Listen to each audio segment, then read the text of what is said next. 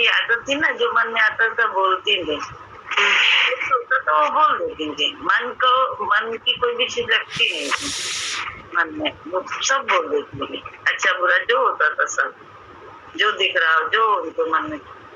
तो आदत ने क्या किया, उस समय भी लास्ट में उनको जो दृश्य दिख रहा था, ईश्वर जाने क्या, वो भी बोली, वो ये क्यों दिखा रहे हो ऐसे करके, ये भी बोले। ये आगे में नानी की वही बात याद आ रही थी कि लास्ट में मतलब वो भगवान से बातें कर रही थी कि जो वो बातें भगवान से कर, बच्चा क्यों दिखा रहे हो, बच्चा क्यों दिखा रहे हो, वही बोला, बच्चा क्यों दिखा रहे हो और बच्चा क्यों दिखा रहे हो। तो जो आप मतलब जो आपने बोला ना, ये होश हवास में गई पूरा भगवान से बात करते हुए, वो बिल्कुल सच्चाई हुई, तो हमारी आंखों के सामने कारण है।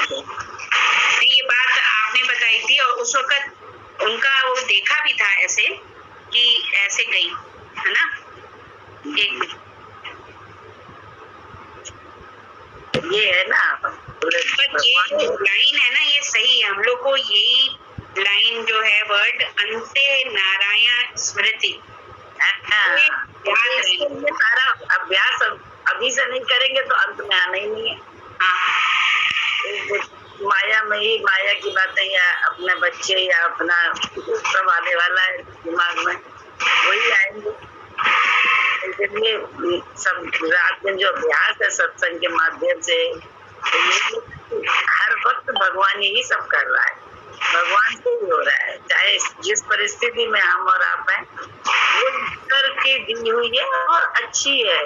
ईश्वर को पता नहीं क्या इसमें रहस्य है, बस इन्हीं में रहे, नाम रूप में ना हटे कि फलानी ने कर रहा है या ढमकाने ने किया है, ना, अंदर से भगवान तभी जो है ना अंत समय भगवान ही से बातचीत करेंगे, नाम रूप ही की चर्चा करेंगे, नाम रूप ही दिमाग में आएगा। इतने भजन के बाद तो आ जाता है, तो क्या पता क्या हो अंत में। एक बार मंडे को यहाँ सत्संग हो रहा था, तो कोई सत्संगी आए, तो थोड़ा देर से आई थी, फिर उन्होंने बताया कि एक हमारे पड़ोस में वो आज गुजर गई थी, तो हम रुक गए थे, इसीलिए थोड़ा देर हो गई आने में, ऐसे बताए। तो आंटी सब सुन रही थी, कुछ बोली नहीं है ना, कुछ भी नहीं बोली, तो वो बोलती जा रही थी, उसने ये कहा पर बहुत बड़ी अच्छी मौत हुई, नींद में ही चली गई, ऐसे बोली है ना, वो ऐसे बोली। अब हम लोग भी सब सुन रहे थे, जब वो बोली नींद में चली गई, तो हमें भी लगा कि हाँ कितनी शांति से चलो नींद में चले गए, है ना, कोई कष्ट, कहती बिल्कुल कष्ट नहीं हुआ और नींद नहीं हुई। तो आंटी उस पे बोली, अब हम लोग सब सोच रहे हैं अच्छा हुआ कि नींद में वो चले गए, है ना, कोई कष्ट नहीं हुआ, सही बात है। तो वो कहने लगे ये भी कोई जाना हुआ, ये तो कोई जाना नहीं हुआ, अरे होश में जाना चाहिए, ये उन्होंने तब बोला, होश में जाना चाहिए।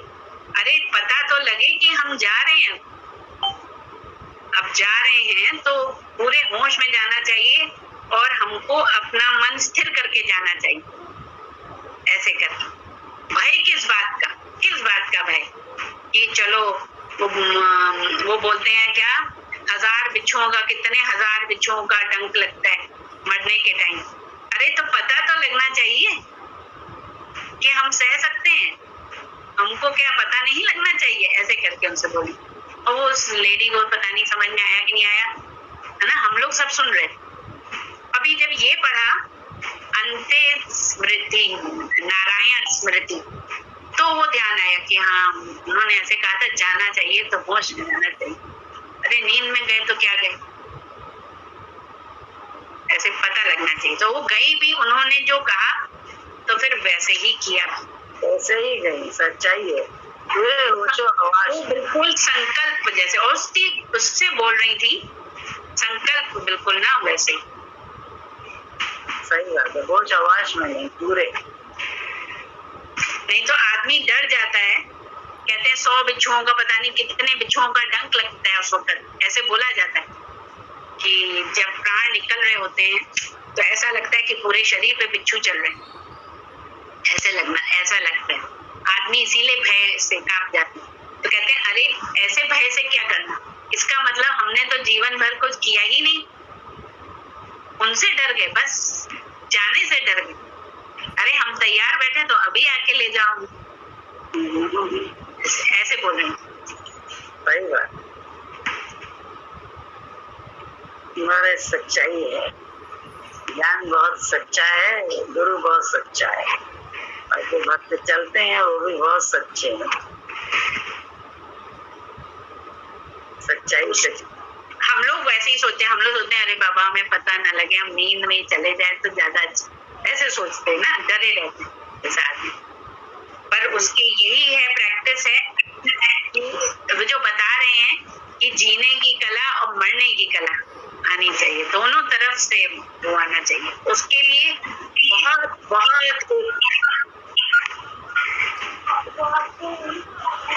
एक जिंदगी तो कमी है।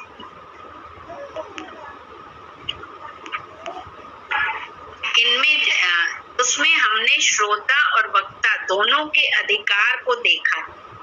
परीक्षित श्रेष्ठ श्रोता है और सुखदेव जी श्रेष्ठ वक्ता। प्रथम स्कंद में अंत में परीक्षित ने प्रश्न किया कि जो मरणासन पुरुष है उसका कर्तव्य क्या है, यह आप मुझे बताइए। इसका स्पष्ट उत्तर देकर सुखदेव जी मौन हो जाते हैं। देखो यहाँ हमारे यहाँ ऐसी परंपरा है कि शिष्य जितना पूछता है उसे स्पष्ट रूप से उतना ही उत्तर देते हैं। फिर देखते हैं कि उसे आगे और जानने की जिज्ञासा है या नहीं।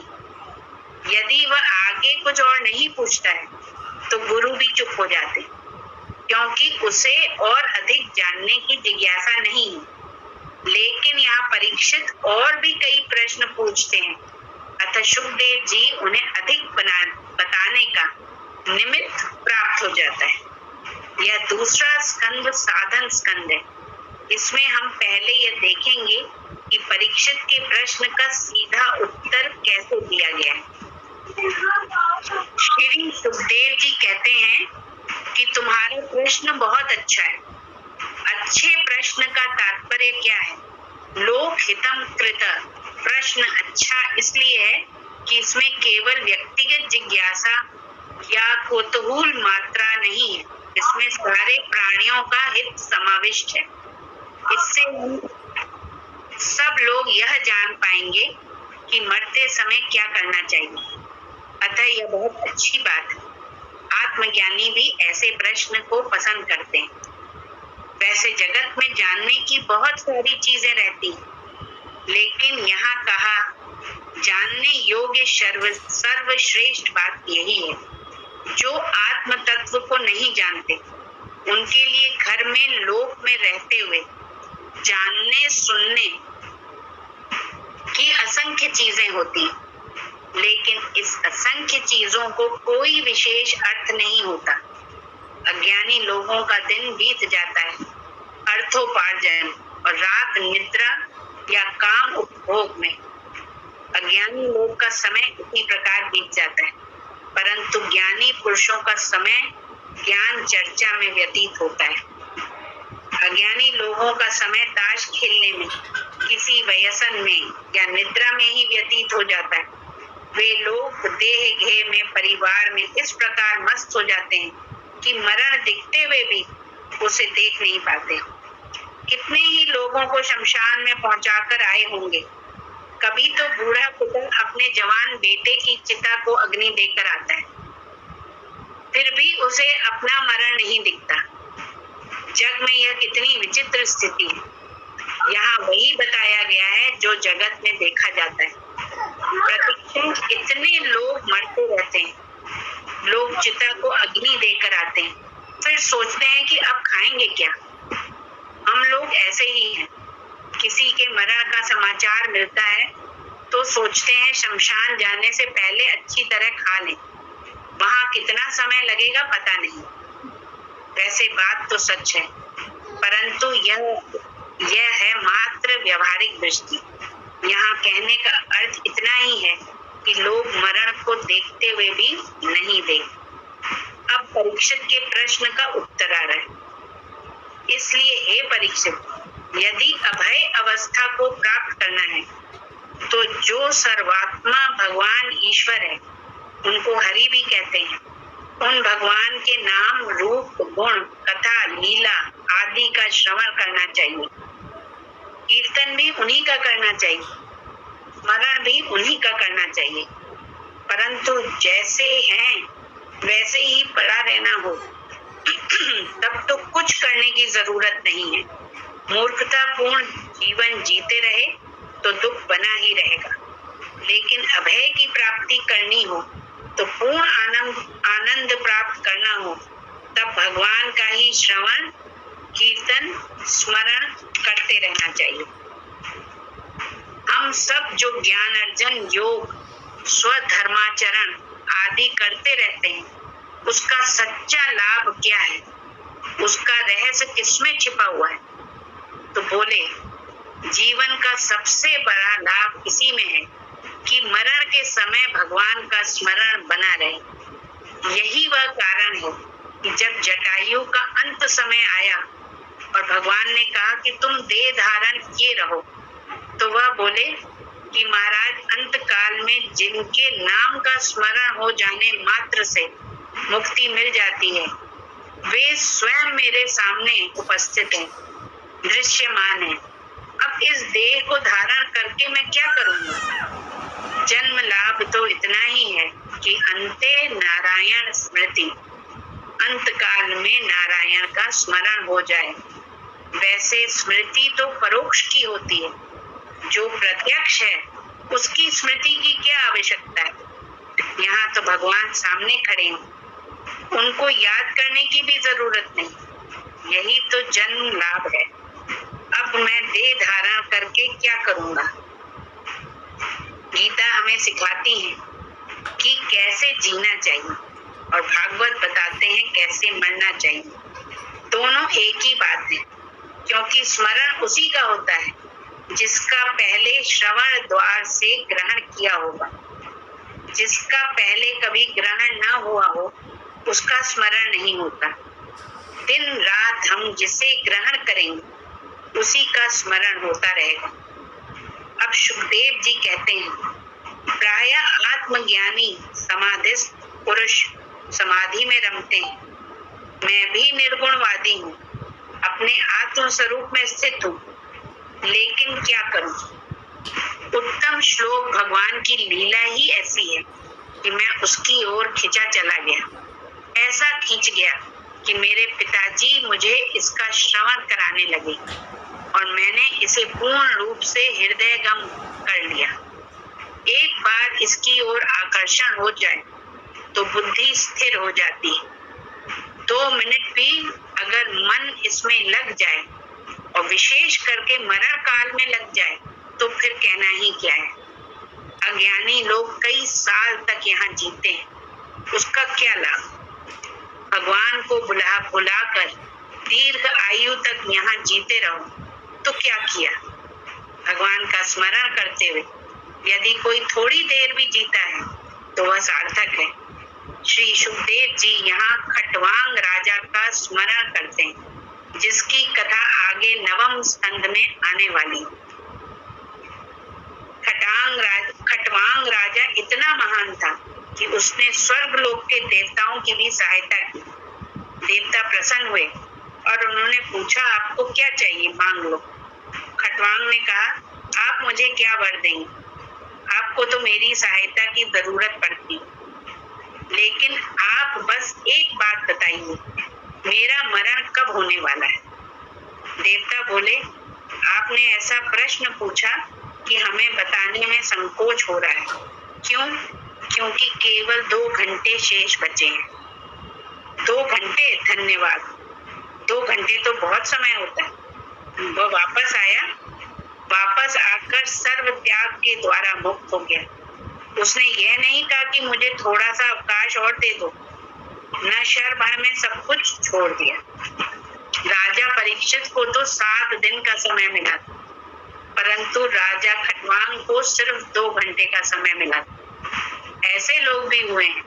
तो सीखने की बात यह है कि चाहे थोड़े समय तक जिए, लेकिन ऐसे जिए। अन्यथा बस जी रहे हैं और दूसरे लोग प्रतीक्षा कर रहे हैं, सोच रहे हैं, यह तो जाता ही नहीं। क्या फायदा ऐसे जीने से?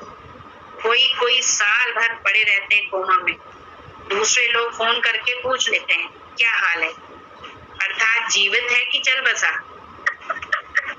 तो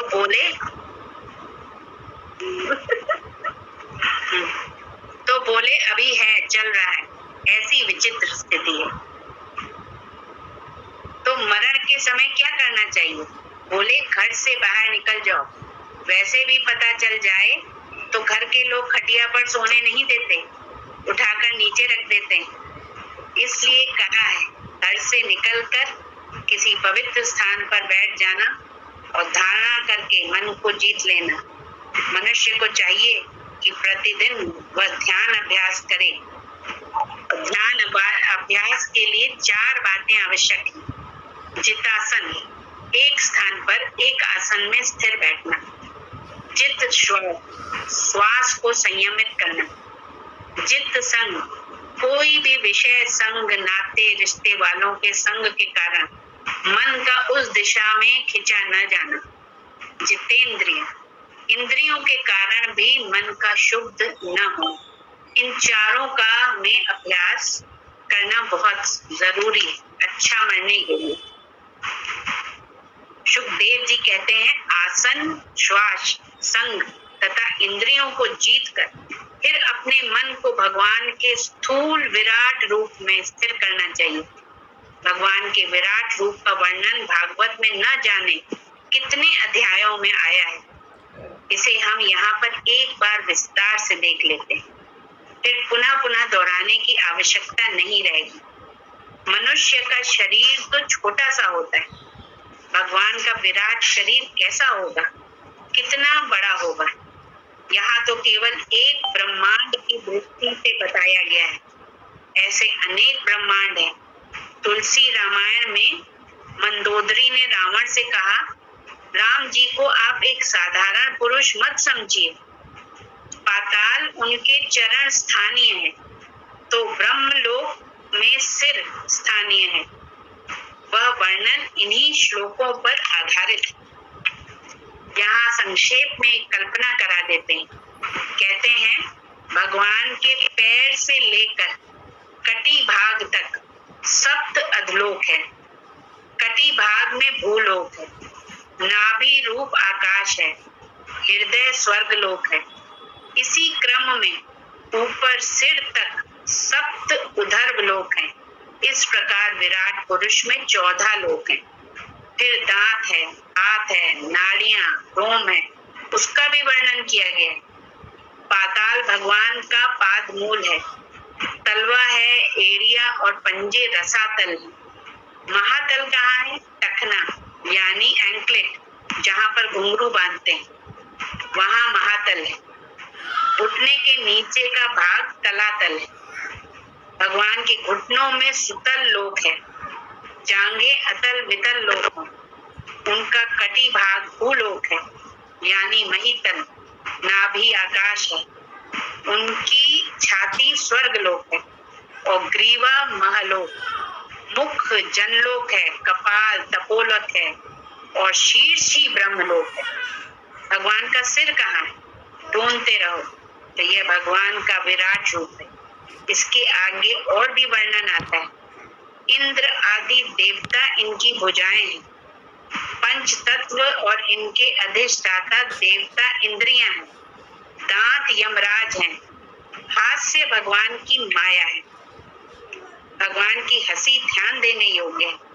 भगवान की हंसी यानी माया 2 प्रकार की होती है। एक तो स्वजन मोहिनी जो भक्तों को मोहित करती है, और दूसरी विमुख जन मोहिनी जो अभक्तों को मोहित करती है। भगवान के जो भक्त जन हैं उन्हें भी भगवान हंसकर मोहित करते रहते हैं। इतना ही नहीं, भगवान हंसते हैं तो कभी मोहित करते हैं और कभी मोह को दूर भी कर देते हैं। अर्जुन को मोहित कर दिया, परीक्षित जी को मोहित कर दिया, नारद जी को मोहित कर दिया, लेकिन इन भक्तों के मोह से दूसरे लोगों का भी कल्याण होता है। और उनका अपना भी कल्याण हो जाता है। इसके विपरीत भगवान सब अभक्तों की ओर देखकर हंसते हैं। तो पूछना ही क्या, जैसे हम लोग हैं, हम सब भगवान की दूसरी माया में पड़े हुए हैं। यदि देह के प्रति आसक्ति बढ़ रही है और लोगों से ममता बढ़ रही है, तो समझ लेना चाहिए कि यह भगवान की दूसरी माया का प्रभाव है। जब इनसे वैराग्य होने लगे, तब समझना चाहिए कि वह भगवान की पहली माया का प्रभाव है। कभी कभी भक्तों को जो मोह हो जाता है, वह दूसरी माया को दूर करने के लिए ही हुआ करता है। आगे कहा है पहली माया क्या थी, दूसरी माया क्या थी? दूसरी माया एक अभक्तों के लिए, एक हंसी होती है भक्तों को मोह करने के लिए, ऊपर वाला होंठ, और जो नीचे वाले होंठ से जब हंसते हैं तो वो अभक्तों के लिए, अभक्तों के लिए कि मतलब जो फंसे हुए हैं मोह में। तो जब आपको अपनी देह से प्यार होगा, आसक्ति होगी, तो आप समझिए आप दूसरी माया के अधीन हैं, फंसे हुए हैं। उनके नीचे का होंठ हंस रहा है, वो भी हंसी। और जब आपको विरक्ति ना हो, मतलब आसक्ति खत्म हो जाए, देह से मोह हट जाए अपने, तब वो पहली हंसी है, पहली माया, जो ऊपर के होंठ से हंसते। तो गुरुजी भी तो कितना हंसते थे, पर कभी हम लोगों ने ये नोटिस नहीं किया कि वो ऊपर के होंठ से हंस रहे हैं कि नीचे के होंठ से। ये ध्यान देने वाली। हंसते तो हैं, ये तो देखिए कोई बात कह के हंसते थे, पर हंसते थे तो वो किस पे हंसते थे? हम लोग की मूर्खता, हम लोग की मूर्खता पे ही हंसे, है ना।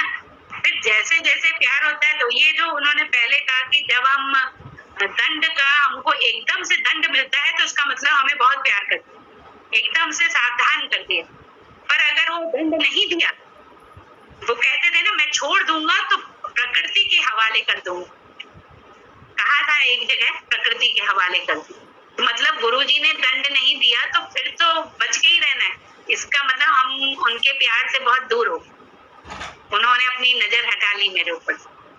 नजर अगर रहेगी तो तुरंत दंड देंगे। तो ये कृपा है। हम लोग सोचते हैं ऐसा करते हैं, वैसा करते हैं, लेकिन ये कृपा है हम लोगों पे कि वो हमारे सारी, हमें प्रकृति के फंदे में नहीं जाने देते हैं। अच्छा, वो बचा ले रहे, बचा लेते हैं। हम लोग होते क्या, जरा सा काम कर दिया उसके लिए इतना बड़ा दंड दे दिया, कितनी डांट सुना दी, कितनी गाली सुना दी, कितनी बेइज्जती कर दी, कैसे बोलते? बेइज्जती नहीं, वो कृपा है हम पे, बचा लिया बहुत कुछ। इसीलिए तो संतों की गति को समझ पाना बड़ा कठिन होता है। ये वही बात है, जैसे माँ चाटा मार देती है, तुरंत चाटा मारती है किसी बात गलत को, भक्त को ना दे नहीं, आगे पीछे नहीं, उसने तुरंत किया, तुरंत ही उसको जानता है भगवान कि किस समय जो है ना इसको इसी समय बार कर देना है इसको, ताकि जो है ना इसके कर्म कट जाए। नहीं तो हम लोग के तो बड़े कर्म है भैया, सच्चाई है। गुरु गाली वाली से काटे पड़ा रहेगा, फंदे में जाने नहीं दे रहा है। ये कृपा है उनकी, हम सब गाली दे रहा है, उल्टा हो रहा है, पता नहीं क्यों क्यों कर रहे हैं ऐसे। ये हम लोग के ऊपर वो है कि हम लोग को रोक रहा है कि गलत तरीके से मत जाओ। हाँ, ये कृपा है, बचा रहा है, बहुत बचा रहा है, वो बचा रहा है। वैसे जैसे ये होता है, हम जब पढ़ रहे थे, हमने थोड़ा आगे का पढ़ते रहते हैं बीच में, इंटरेस्टिंग है बहुत, तो उसमें यही ध्यान में आता है कि देखो हम लोग समझने में इतनी चूक हो गई है, हम लोग को पहले पढ़ लेनी चाहिए थी ना, अक्ल नहीं थी। वैसे ये बात तो है, ये सब पढ़ के फिर एक बार और पढ़ के इसको, मतलब जैसे वो बोलते हैं ना, हृदयंगम, क्या कह रहे थे वो, हृदयंगम कर लें, फिर जाके ऊपर जाके चर्चा करेंगे। गुरु जी याद नहीं आते, एक एक मिनट में तो गुरु जी जब पढ़ाई जाती है तो एक एक मिनट में गुरु जी की सब याद आता है। गुरु जी को ये जब मैं पढ़ रही थी ना कि ऊपर वाले होंठ से हंसना और छोटे वाले होंठ से हंसना, तो थोड़ी देर में यहाँ तस्वीर रखी थी, हम उनको देखे थे, हमने कहा बताइए आप क्या आप ऊपर वाले होंठ से हंस रहे हैं कि नीचे वाले से, बताइए। हम हम लोग तो रह गए, उस वक्त चूक गए, है ना। ऐसा लगा कि जैसे वो मुस्कुराई रहती थी कि तो वो बिल्कुल मुस्कुराहट ही लग रही उस वक्त। अब ऐसे अगर ना करें हम लोग तो रस कैसे आएगा, सही बात है ना। गुरु ही तो रस का कारण है।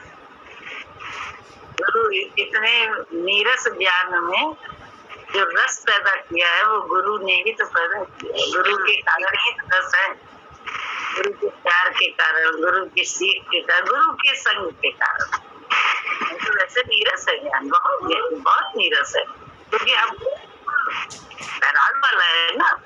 इसमें जब रस पैदा हो गया है वो भगवान के नाम के कारण, भगवान के साथ के कारण, जो गुरु ने रस पैदा कर दिया। अब देखिए बीच में जैसे वो भी अपनी फीलिंग डाल देते हैं, हम लोग भी अपनी फीलिंग डाल देते हैं, फिर कोई और भी बोले, अगर किसी को कोई फीलिंग आती है तो उससे क्या होता है कि मन लगा रहता है, समझ नहीं भी आता।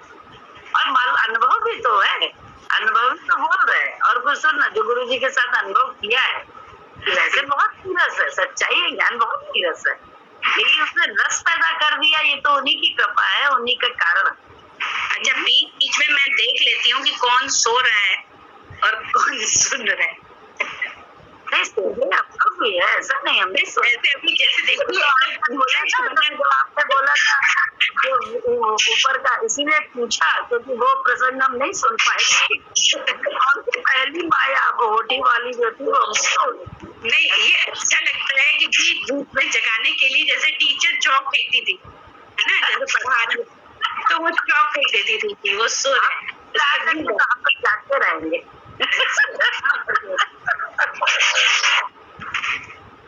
आगे इसमें जितनी भी कथाएं आएंगी, इसमें जितनी भी कथाएं आई हैं वो कथाएं तो सबको याद रहेंगी, पर जो वो समझाना चाह रहे हैं कथाओं के माध्यम से, ये तभी समझ में आता है जब आप सत्संग में आ रहे हो या गुरु द्वारा सुन रहे हो। गुरु के साथ अनुभव किया है तब समझ में आ रहा है, अन्यथा बस चलता फिरता ब्रह्म गुरु जी। हमने अपनी जो पहले वाली किताब लिखी थी गुरु को, बात बता रही हूँ कि जब चलता फिरता ब्रह्म, तो ब्रह्म साकार रूप ब्रह्म था, सजीव रूप। ये कहाँ पता था कि हर मुख ब्रह्म है।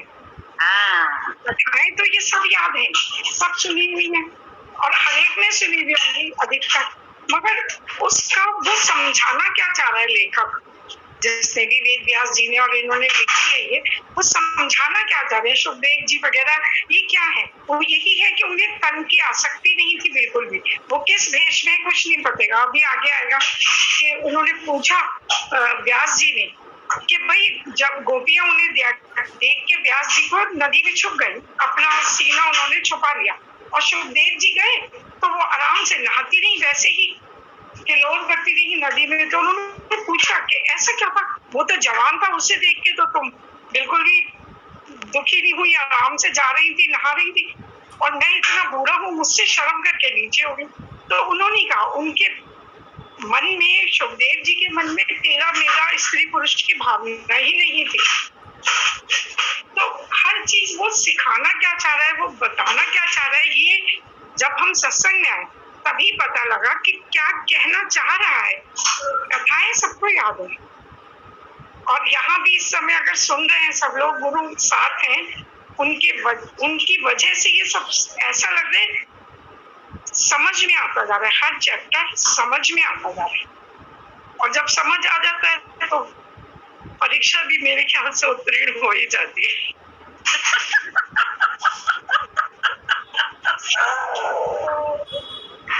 वही सार तो एक ही है,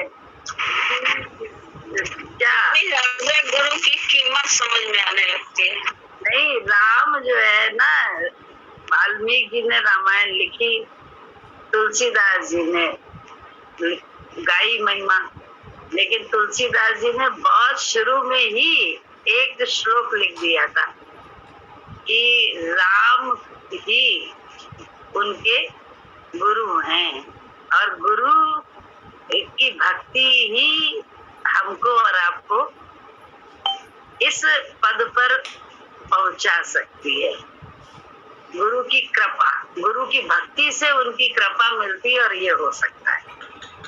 लेकिन हम लोग अटक गए रामायण में, वेद में, वेदांत में, गीता में। हम बगल में भूल गए कि गुरु की भक्ति मतलब गुरु जो कर रहा है, जो कह रहा है, जो बोल रहा है, जो हमारे साथ हो रहा है उसके द्वारा, वो सब राइट है, वो हमारा कल्याण कर रहा है। ये हम बगल में जो हमारे गुरु भूल गए। तो ये है सारा सारे से चैतन्य भिन्न तन संग ज्ञान नहीं उपजे, फिर वही बात आती है। बस उसके साथ से अपनी मैं को मिटाना है और ये अभ्यास ही करना है। गुरु कहीं जाता नहीं है, कहीं गया नहीं है, आज भी हम सबके लिए प्रकट है। बस हमें अभ्यास करते रहना कि चहुओर गुरु की छाया है, चहुओर गुरु ही समाया है। जित देखूं उल्टा या सीधे सब में वही है, जित देखूं प्यारा गुरु गुरु। तो वो गुरु ही देखेंगे जब कहते हैं नाम रूप हटा के, बहुत सीधा सा ज्ञान है, नाम रूप नाश कर ब्रह्म का प्रकाश कर। तो नाम रूप नाश करते हैं जब, ऐसे तो कहते हैं फलानी कर रही है, फलाना कर रहा है, ढिमकाना ने किया, हमने किया, न फलानी ने किया, न फलाने ने किया, ढिमकाने ने किया, न प्रकृति ने किया, न पशु ने किया, न पक्षी ने किया, न पाषाण ने किया। हुआ तो जो हमारी दृष्टि है उसको तो बदलना है कि सब नाम रूप से नहीं, उस परमात्मा से हो रहा है। जब उस परमात्मा से हो रहा है तो मेरे लिए बेहद लाभकारी है। ये विश्वास अपने अंदर जमा लेना है। व्यक्तियों से कुछ हो ही नहीं रहा है, सब कठपुतली है, नेचर भी कठपुतली है उसके हाथ की। जब यही अभ्यास है, इसी अभ्यास में जब तुमने बोला ना परीक्षा समझ में और इसी अभ्यास को जब करते जाते हैं तो जब भी जो कुछ भी आता है जीवन में, जो कहा ना 100 बिच्छों का डंक होता है, वो बिच्छों का डंक उसको नहीं लगता है जो जीवन में ही निकाल लेता है। सुख में, दुख में, अपने में, दूसरे में, मान में, अपमान में, सब में भगवान को देखता है। जो मिल रहा है भगवान से मिल रहा है। वो बिच्छू के डंक उस समय कितने लगते हैं और समय लगते नहीं। तो वो जब बिच्छू के डंक लग के कट गए ना तो वो लास्ट में कुछ नहीं मिलता। लेकिन ये काटना, हर एक समय देखना कि भगवान दूसरा कौन है, दूसरा है नहीं, दूसरा परमात्मा है, इसी का अभ्यास करना। इसको अभ्यास करते करते ही जीवन निकल रहा है और अंदर शांति भी है, संतोष भी है और बड़ा कहते नहीं है। जब दूसरा देखते भगवान न देखो तो डंक लगेंगे जरूर, नहीं तो भगवान काट रहा है ना, डंक लग रहे हैं, हम देखे परमात्मा भेज रहा है तो सब कटता जाएगा, तो डंक सही लगते हैं। ये सही बात, कोई डंक, बिल्कुल सही बात, कोई डंक नहीं लगेगा क्योंकि तब तो डंक लग चुके। अब कौन सा डंक लगेगा? और डंक को सही माना, डंक को सही माना, नाम रूप में नहीं अटके। अब नाम रूप देख के दूसरा देखते हैं ना, दोष दूसरे में देखने लगता है। दोष न देख के जो मिल रहा है इसमें भी हमारा ही करता है, नहीं अपना, तो सब आना तो नहीं लगेगा।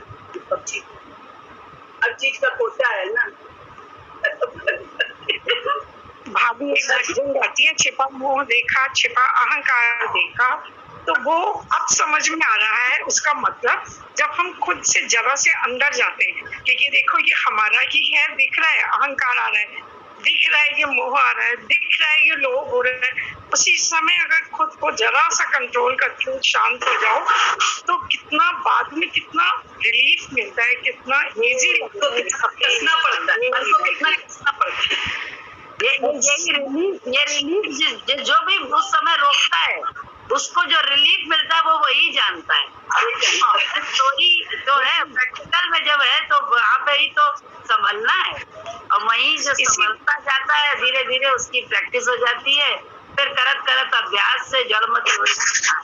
तभी गुरु याद आता है कि देखो वो ना होगा तो सब कुछ पता है मगर अभ्यास ही नहीं हो रहा, जानते ही नहीं थे, मतलब जान रहे थे मानते नहीं थे, या तो ये कहें कि मानते नहीं थे। अब अपने को थोड़ा सा नीचे किया, थोड़ा सा गुरु को ऊपर किया, तो जितना जितना गुरु को ऊपर करते जाते हैं उतना उतना स्वयं हम नीचे होते जाते हैं। स्वयं अंदर की ओर मोड़ना आ गया, देखना आ गया कि वो जो कह रहे भीतर है सखा, वो कौन सा सखा है, वो कौन है जो दिखा रहा है, जो बता रहा है, जो रोक रहा है कि यहाँ रुको, यहाँ रुको, यहाँ रुको 2 मिनट। पहले बोलते समय सोचते ही नहीं थे, जो मुंह में आया जो मन किया वो कर लिया।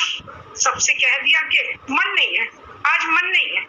अब ये लगता है मन क्या है, मन ही तो कुछ नहीं है, ये हमारा ही आलस है, ये हमारा ही प्रॉब्लम है, इसी में थमना है। नहीं करना, नहीं करना। गुरु आज्ञा है कि ऐसे करो, ऐसे करो। तो एक बार इतना सब कुछ जीवन निकल गया, एक बार उनकी भी मान के तो शायद कुछ हो जाए। थम जाओ।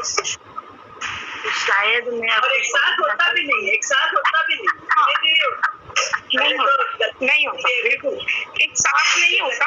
अगर देखने लग जाओ रियलाइज करते हैं, धीरे धीरे से होता है, नहीं तो रियलाइज ही नहीं करता है। करने के बाद रियलाइज करता है, धीरे अवस्थाएं हैं सब, अभ्यास से होता है। जब तक ना देखो तब तक कुछ समझ में ही नहीं आता, और जब दिखने लग जाए तो इतना क्लियर नजर आने लगता है कि अरे देखो हो रहा है, ये आ रहा है, ये एकदम आता तो है नो डाउट कि जिस समय कोई बात आती है उस समय आता है, तो लोभ हो या अहंकार हो या क्रोध हो, तो पहले दिखता नहीं था। अब सत्संग में आने से और गुरु वाणी सुनने से वो दिखने लगा। ये भी सबसे बड़ी गुरु की कृपा है कि वो दिखने लगा, और उस समय कोटि धन्यवाद निकलता है गुरु के लिए कि कितना है, कितना छोटा सा काम मगर कितना जीवन व्यर्थ कर दिया। जीवन सार्थक है, मतलब किसी भी समय समझ में आ रहा है अभी जीवन बाकी है, तो बस सार्थक हो रहा है तो सार्थक है। व्यर्थ कुछ नहीं हुआ, सब बीच का गया, जंग के ही हटी, और क्या। यही तो बीच भी है, शुद्ध स्वरूप तो है ही है सबका, लेकिन बीच की जो जंग है बस वही हटती जाती है। अभ्यास किसी को कहते हैं, शुरुआत हो गई अभ्यास की तो काम भी हो जाता है, का विश्वास होता है। हाँ पढ़िए। हाँ, अब ये ना एक पेज का उनके विराट रूप का जो वर्णन है ना, बस एक पेज का है, वो करके फिर समाप्त करेंगे। थोड़ा 5 मिनट ऊपर हो जाएगा, कोई दिक्कत नहीं, 10 मिनट। आगे कहा है कि लज्जा भगवान का ऊपरी होंठ है और लोभ नीचे का होंठ। फिर कहते हैं भगवान का हृदय वक्ष स्थल धर्म है और अधर्म उनकी पीठ है, इसलिए अधर्म का आश्रय भी भगवान ही है। लोक में भी प्रायः सामने सामने सब अच्छा काम होता है और बुरा काम पीठ पीछे होता है, अधर्म सारा पीछे होता है। इसलिए कहा जाता है कि भगवान को पीठ नहीं दिखानी चाहिए। आगे कहते हैं इनके मुख हैं, क्षत्रिय भुजाएं हैं, वैश्य जंघाएं हैं और शूद्र इन विराट पुरुष के चरण हैं। पृथ्वी पर जो जंगल है उनमें जो वृक्ष पेड़ पौधे हैं वे सब विराट पुरुष के रोम हैं और नदियां उनकी नाड़ियां हैं। भाव यह है कि ऐसा जो भगवान का विराट रूप है उसमें अपने मन को लगाना है। कोई कहेगा कि विराट में अपने मन को लगाने का क्या अर्थ हुआ? इसका अर्थ है कि आज आपने पूरे विश्व से आज हम अपने आप को पूरे विश्व से अलग समझते हैं, लेकिन सच तो यह है कि हमारा यह शरीर पंच महाभूतों की सृष्टि से अलग होकर नहीं रह सकता, हमारा पृथक अस्तित्व नहीं हो सकता। अब यदि भगवान के पैर पाताल लोक हैं और कति भाग भूलोक है, तो उसमें मैं भी आ गया कि नहीं? मैं भगवान का एक अंग हो गया, उनसे अलग कहाँ हुआ? भगवान के विराट रूप में मन को लगाने का अर्थ है मैं भगवान का ही अंश हूँ, ऐसे समझना चाहिए। जैसे एक उंगली को कहा जाए कि तुम शरीर का ध्यान करो, तो इसका क्या तात्पर्य हुआ? उंगली को यह समझना चाहिए कि वह शरीर का एक भाग है। अगर काट कर उसे अलग कर दिया जाए तो वह अशुभ हो जाएगी।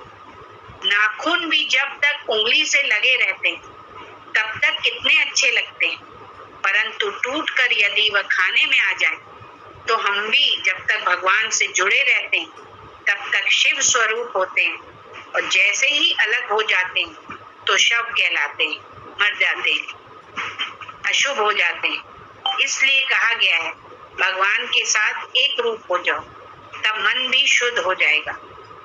साधक जब अपने इस छोटे से देह की आसक्ति से ऊपर उठ जाता है तो उसका मन शुद्ध हो जाता है, और जब मन शुद्ध हो जाता है तो अपना जो निर्गुण स्वरूप है, सच्चिदानंद स्वरूप है, अपना जो निर्विशेष मूल रूप है, उसका बोध हो जाता है। इसलिए यहाँ कहा सच्चिदानंद का भजन करो, किसी ऐसी चीज में या स्थान पर न अटको जहाँ से गिरना पड़े। आगे कहते हैं ब्रह्मा जी ने भी इसी रूप का ध्यान किया था। उन्होंने जब सृष्टि बनाने का विचार किया तो उनको कुछ सूझ नहीं रहा था, अतः उन्होंने भगवान का ध्यान किया तो भगवान प्रकट हुए और उन्होंने ब्रह्मा जी को ज्ञान दिया। देखो, सार की बात ग्रहण करनी चाहिए। मूल तत्व तो सच्चिदानंद है, और विराट रूप जितनी भी यह सृष्टि है वह सब केवल नाम रूप का ही विस्तार है, पारमार्थिक सत्य नहीं है। इसलिए शब्दों में भी ज्यादा उलझना नहीं चाहिए। इसी कारण यहाँ पर भी सावधानी से वर्णन करते हैं। शब्दों के साथ उतना ही प्रयोजन रखना चाहिए जितना आवश्यक हो। यह बड़े महत्व की बात है। उतनी ही बातें कहनी या सुननी चाहिए जितनी आवश्यक हो। जगत के पदार्थों से भी उतना ही संबंध रखना चाहिए जितना जरूरी हो। यहाँ कहते हैं आपको जमीन मिलती है तो बड़े बड़े बिस्तरों की क्या आवश्यकता है। अभी देखो ये बात है, अभी गुरु जी का हम लोगों ने अपने गुरु जी को देखा है, प्रत्यक्ष जिया है, उनको ऐसे जीते देखा है। सारी माया उनके पास होती थी, बट अपने लिए कितनी उन्हें संयम से नियम से यूज करनी है, ये उनका एक अलग होता है। और माया का कहते हैं मैनेजर बने रहते थे। बिल्कुल लोग समझते थे उन्हें कि बड़े आसक्त है, हर चीज का लोभ कर रहे, हर चीज रख रहे, दिखा रहे, देख के रख, लेकिन कोई नहीं जानता था। भक्त ही जानते थे कि वो कैसे उस माया का सदुपयोग करते थे। ये हमने उन्हें देखा। अपने लिए कुछ भी नहीं, मतलब भर की, बस जितनी जरूरत भर का, बस मतलब जरूरत भर की, लेकिन पूरी माया में बैठे रहे लोग। और ये हम लोगों ने आँख से देखा है, उनको जिया है। तो इसलिए क्या अपने लिए कुछ उपयोगी नहीं होता था उनका, और माया में पूरे रहते थे। सब कुछ है, हर चीज, चाहे धन, चाहे वस्त्र हो, चाहे खान पान हो, लेकिन बस छिपाए रहते थे। आएगा उसको देंगे, आएगा इसको देंगे। लो ऐसे भैया कैसे एक एक चीज वस्त्र से लेके हर छोटी से बड़ी चीज किसी न किसी के लिए, जैसे केयर टेकर पूरे बने रहते थे, ऐसे ऐसे मालिकों को। लेकिन दीदी बताती थी, उनके जैसा कोई दिखाई नहीं देता है। दीदी बताती थी कि सिलाई का स्कूल में कुछ था तो कपड़ा चाहिए था। मैं कपड़ा अम्मा जी के पास रखा और दे नहीं, कह रही नहीं बस इतना ही देना, इसी से काम चला, इसी से काम चला। उनके कपड़ा रखा है, कुछ भी नहीं दे रही। अब बाद में समझने लगी तभी बात बता रही थी, क्योंकि व्यक्ति घर कहीं भी नहीं करते थे, जरूरत का देख, इससे ज्यादा नहीं। बहुत ज्यादा, वो बहुत ज्यादा कहते रहे हैं। बहुत कैसे बताएं गुरु जी के एक एक कर्म जो है ना, थोड़ा देखा, थोड़ा जाना, ज्यादा नहीं देखा, लेकिन फिर भी जितना देखा उसने ही बहुत कुछ सिखा दिया, बहुत कुछ बता दिया। बहुत क्या रीझ जाते थे छोटी छोटी बातों में, बहुत बहुत अंदर से, जैसे ना उनके कर्म देख के जैसे करे एक उल्लास होता था अंदर में। बड़ा क्या बताएं हम, कैसे अंदर की बात बता नहीं पा रहे हैं। शब्द नहीं मिल रहा है, शब्द नहीं मिल रहा है उनके हर क्रिया के लिए, हर कर्म उनका दिव्य है। आपको एक बात बताएं, उसी बात पे याद आ रही है कि छोटी छोटी बातें जो होती हैं, जैसे ना कि जितनी जरूरत का सामान है ये है वो है। तो जब अंजलि बाहर जा रही थी अभी, जब इधर बैंगलोर उधर पुणे तो पहली बार गई, तो मैंने सब सामान डाल दिया था, जैसे जो जो याद आ रहा था लिस्ट बना के। सडनली जाते वक्त मुझे याद आया कि एक सुई धागा देते हैं इसको, कभी बटन उधर कहाँ जाके एकदम नए शहर में सुई धागा ढूंढेंगे, है ना। तो 2 कलर के, एक ब्लैक एंड एक व्हाइट धागा ऐसे करके पेपर में लपेटा और 2 सुई उसमें लगा दी। मैंने कहा ये तो डाल दे इसमें, तो कहती अब तो बैग वैग सब बंद हो गई, नीचे भी उतर गई, और इसमें डालेंगे सुई धागा तो वो लोग निकलवा देंगे प्लेन वाले, कोई चीज हम रख नहीं सकते। नजर आई, उसे निकाल के बिस्तर पे रख दी कि नहीं ले जाएंगे मम्मी, वहां ले लेंगे, कोई ऐसी दिक्कत नहीं। हमने कहा कि अच्छा। जब उसकी नजर हटी वो गई किस तरह से, मैंने उसके धीरे से उसको रुई में लपेटा ना, सुई धागे को रुई में कर दिया, रुई ऊपर से लगा दी है ना, ऊपर से फिर कागज टिश्यू पेपर वो लगा के, और उसके जो बैक वाला जो था पॉकेट, जो अंदर जिप वाला नहीं होता है, उसमें डाल दिया। उसमें कुछ भी नहीं पड़ा, कोई सिक्के विक्के नहीं, उसमें चुप्पे से डाल दिया, इसको पता ही नहीं लगा ये चलेंगे, है ना, लेके पर्स। और वहां भी चेकिंग हुई क्योंकि रुई लगी हुई थी उनके, उसमें आया नहीं, ध्यान लगा नहीं, जो एक्सरे मशीन से निकल गया पर्स। और आप सोच नहीं सकते, जब ये वहां गई, इसने टैक्सी वैक्सी बुलाई होगी सामान के लिए दोनों लड़कियों ने, तो जब टैक्सी में बैठ रही थी तो साइड का जो उसकी कुर्ती थी ना, वो दरवाजे में अटक गई, है ना, तो बंद उसने जल्दी किया, दरवाजे में अटक गई तो उसका वो खुल गया, निकल आया। अब इसको लगा अरे ये क्या हो गया एकदम से, ऐसे करके, है ना, ये ऐसे कैसे हो गया। तो अब बताओ हम ऐसे कैसे जाएंगे वहां पे, हमको सीधा वहीं जाना है, अभी सामान तो बाद में पहुंचेगा, मुझे ऑफिस पहले जाना है ना। अब सामान जब खोलेंगे, निकालेंगे और उधर करेंगे, फिर कपड़े बदले, ये करें, तो हम उससे बाई चांस मैंने उससे फोन करके पूछा कि तू पहुंच गई ठीक ठाक? कहती अरे मम्मा कितनी दिक्कत हो गई, वहां जैसे ही दरवाजा बंद किया उससे वो कुर्ती आ गई, जरी सी वो खुल गई ऐसे बोल। तो मैंने कहा तुम देखो तुम्हारे में वो रुई में लपेटा सुई धागा है, उसमें जरा सा ऐसे करके, नीचे अभी टैक्सी में ही हो ना, अभी 1 घंटा 1.5 घंटा लगेगा एयरपोर्ट से उधर पहुंचने में, तो हल्का सा टाका मार दे वो ठीक हो जाएगा। उससे करिश्मा से बोलो लगा दे टाका। कहती तो आपने डाल दिया था? हमने हाँ डाल दिया था। ऐसे यही होता है चीज, पता नहीं क्या मन में आ रहा था बार बार, सुई धागा तो डाली ना, सुई धागा तो डाली ना। और वो देखिए काम आया, इसका मतलब वो काम आ गया, जाते ही काम आ गया, जाते ही काम। कहती आप मानेंगी नहीं, हमने कहा देखो काम आया ना तेरे को, जाते ही काम आया। इस तरीके से ये है, ये सच्ची बात है। इसका वह थोड़ा सा कहा था, साधक जब अपने इस छोटे से देह की आसक्ति से ऊपर उठ जाता है तो उसका नहीं, यहाँ कहते हैं कि आपको जमीन मिलती है तो बड़े बड़े बिस्तरों की क्या आवश्यकता है, आपके पास अपने हाथ हैं तो तकियों की क्या जरूरत, लेकिन तकिए के बिना हमें नींद नहीं आती, वह भी अपना ही तकिया चाहिए। आपके 2 हाथ हैं तो कटोरी चम्मच की क्या आवश्यकता है। इन सब चीजों की जब ज्यादा जरूरत हो जाती तो आदमी लाचार हो जाता है और दूसरों से भीख मांगने लगता है कि मुझे यह दे दो, वह दे दो, क्योंकि तब तक उनके बिना रह नहीं पाता। ऐसी स्थिति में एक भिखारी और धनवान में कोई अंतर नहीं रह जाता। कहने का अर्थ है एक धनवान भी दूसरे के सामने हाथ फैलाता रहता है थोड़े से आराम के लिए। इसी आराम के कारण हम अपने वास्तविक प्रियतम, अपनी आत्मा का त्याग करते जा रहे हैं। हमारे हृदय में आनंद रूप आत्मा है, बस हमारा ध्यान उस ओर मुड़ जाए तो आनंद ही आनंद है, फिर संसार निवृत्त हो जाएगा। इसलिए यहाँ कहते हैं आत्म तत्व का भजन करो, संसार में ज्यादा उलझने की आवश्यकता नहीं। कोई कोई कहते हैं कि इस विराट रूप में हमारा मन नहीं लगता।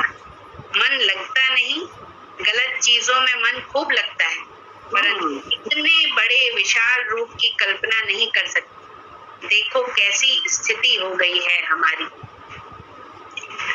अब इसके आगे वो कल करेंगे सूक्ष्म रूप का ध्यान।